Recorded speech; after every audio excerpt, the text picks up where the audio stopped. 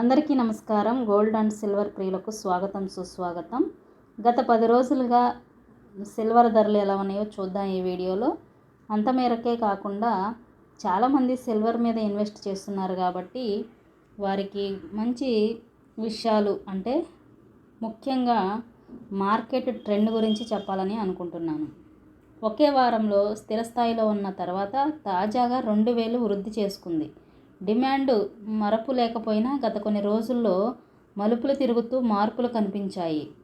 అలాగే చాలామంది ఈ కాలంలో ఇన్వెస్ట్మెంటు సిల్వర్ మీద చేస్తున్నట్లు సమాచారం. అందుకే వెండి కూడా భారీగా పెరుగుతుంది.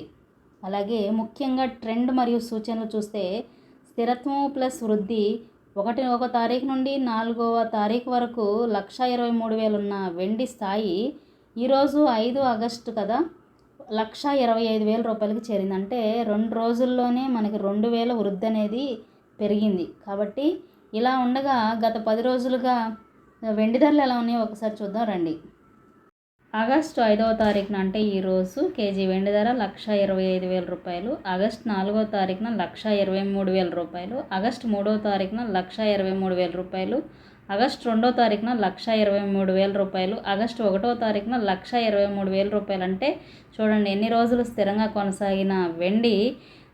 జూలై 31వ తారీఖున మాత్రం 1,25,000, జూలై 30న 1,27,000, జూలై 29వ తారీఖున 1,26,000, జూలై 28వ తారీఖున 1,26,000, జూలై 27వ తారీఖున 1,26,000 ఇలా కొనసాగింది. మళ్ళీ తగ్గి మళ్ళీ పెరిగింది. ఇలా గత 10 రోజుల నుంచి వెండి ధరలు ఇలా కొనసాగుతున్నాయి. హైదరాబాద్, విజయవాడ, విశాఖపట్నం ఈ ధరలు నమోదయ్యాయి. Thanks for watching.